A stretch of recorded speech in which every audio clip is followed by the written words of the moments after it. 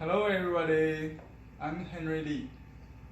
Now we are at our Blue Heron Arts studio to do some demo of Chinese brush painting. First of all, let me introduce some utensils. As you know, we have brush, paper, ink, and ink stone. I'm grinding my ink with an ink stick and ink stone. I grind actually from partially from a bottle ink to reduce the time required. But I do like the traditional grinding ink feel and the the texture. So I grind it. In addition to the bottled ink, I would add a few drops of water, like that, and then to grind it until it becomes a paste. So it's quite thick to begin with. It's not like a thin ink, but very thick. You can see the traces when the grinding trace to indicate the consistency of the ink is into a paste, much thicker than the bottled ink. Okay, the ink stick and the ink stone, and the brush I'm going to use today is the giraffe brush. We have a new edition, but similar to this. If you want to get, you can get from blueheronarts.com. It's a very long bristle, very soft. The other soft brush I may use is the baby hair brush, which is very soft as well. The first thing we're going to do is to soak the brush. You don't want to put the brush in the basin, in the water for too long, because according to a master in my hometown Nanjing, Sumi-e, he said in the book about the painting tips or experiences, he taught his student that the best timing for using the soft brush, the goat hair brush, is right after soaking in about 10 to 15 minutes. If you continue to paint with the wet brush, it will become soggy and very soft. You can only do smooshy strokes, not with the resilience that we need. So I better do it fast. I will use a little bit ink, and you can use this again. Instead of digging my brush in the water to stay in the water, I can use you can control the amount. Actually, if you want only a drop, just without lifting the thumb. If you lift the thumb, it will become a string of water. Okay, so I do need a lot of ink later when I paint the leaves of lotus. Okay, today we're going to do a lotus painting. This paper is marbled rice paper. It has a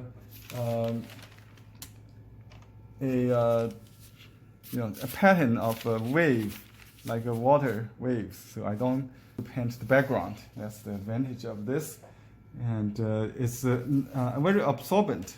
So I would need adjust. I need to adjust the brush. When I soak the brush, I wet the whole thing, otherwise it will not concentrate. Then I adjust it, okay, like so. And then I will start to draw the flower. My inspiration is from a scene I recorded in the Huntington Library, a visit to Huntington Library the other day, to a concert, and the Chinese garden there.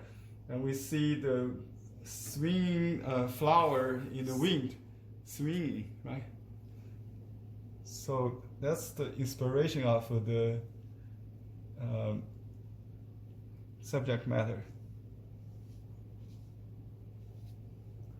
And just if you keep doing, you'll get lighter and lighter, a little drier each time also. So that's a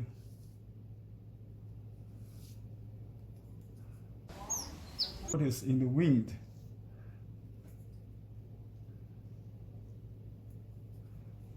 Okay, so the wind goes blowing this direction, and now I'll do the stem.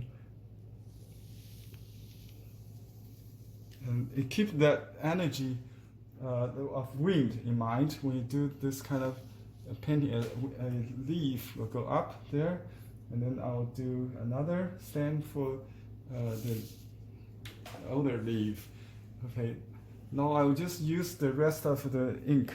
Now I load the brush fully with the light ink and start to draw the leaf. You can paint a very tender leaf, just like open umbrella. It's almost flat, and you can have curved center. But in this case, I just do it in a profile. Then this one, I will do a larger leaf that is bended in the wind. So to create I start with light, so later on if I want to change my mind, I can add more if I need. Okay, so just the back side of the leaf is light, then load with a dark ink, and just concentrate on the continuity and try to capture the image in your mind before you start. We said the complete image or complete bamboo before you paint in bamboo. Anything you paint, you need to have a complete image in your mind. And see, I can just pour some water to get like the dews on the leaf, and I can expand that leaf if I need to fill out the flower with a dark.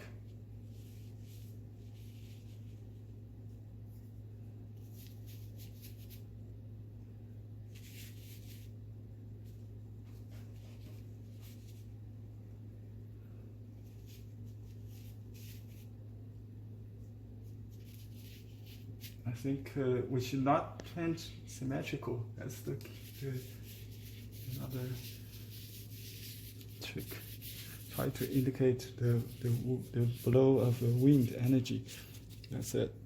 And then I will use a smaller brush to dot the texture, the thorn kind of texture on the surface of the stem. That's a characteristic of lotus. You can also draw the lines later. When drier, you can draw those veins. But it's too wet. I will hold on that a little bit. So there's no need to paint stamen. You can also do the lotus and maybe a little bit in the suggestion of a stamen. You could do a little young lotus part, a seed there. This may be too smooth. I want to break that a little bit.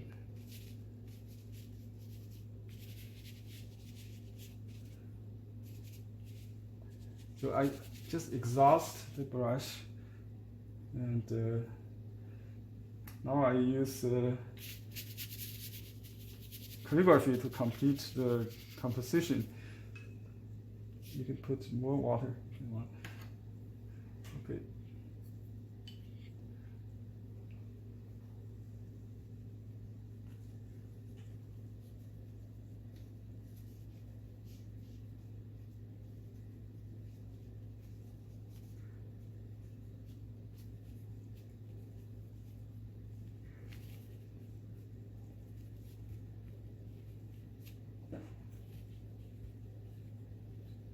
it says gently the elegant fragrance is filled the mirror lake like a mirror, pure water. It means.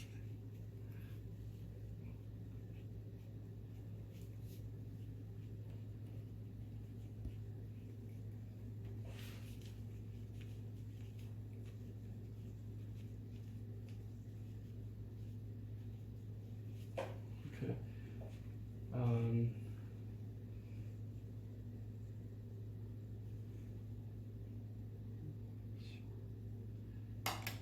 Signature. There is a brick. I will use a smooth seal to connect the qi.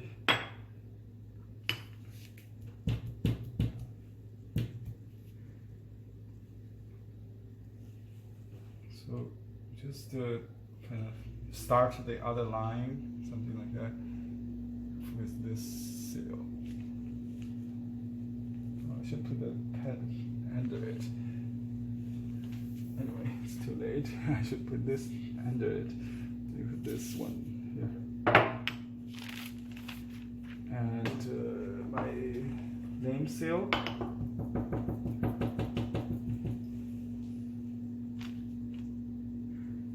This is Xiao Li, my Chinese name.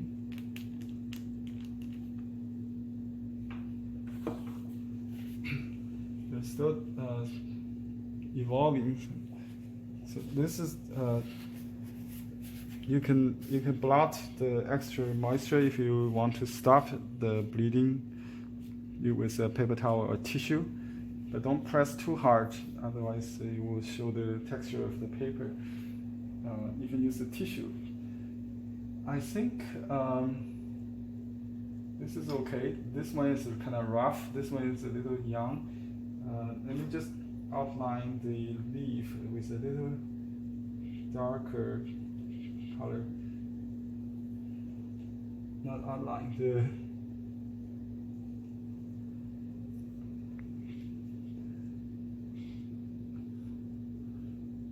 something like that. It indicates the veins, and also some suggestion of veins in the older leaf.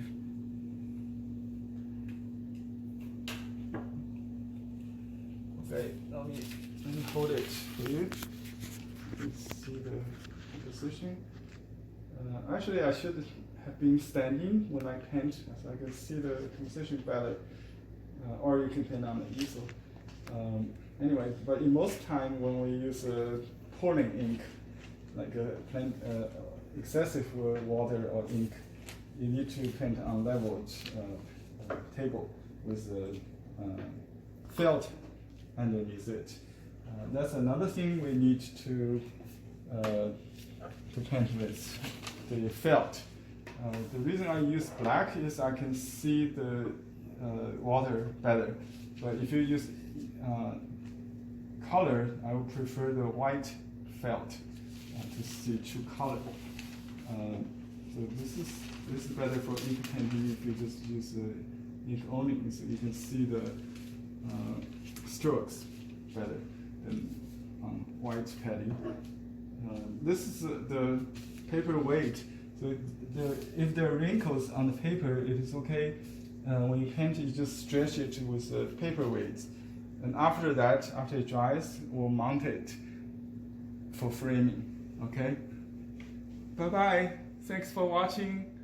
See you next time.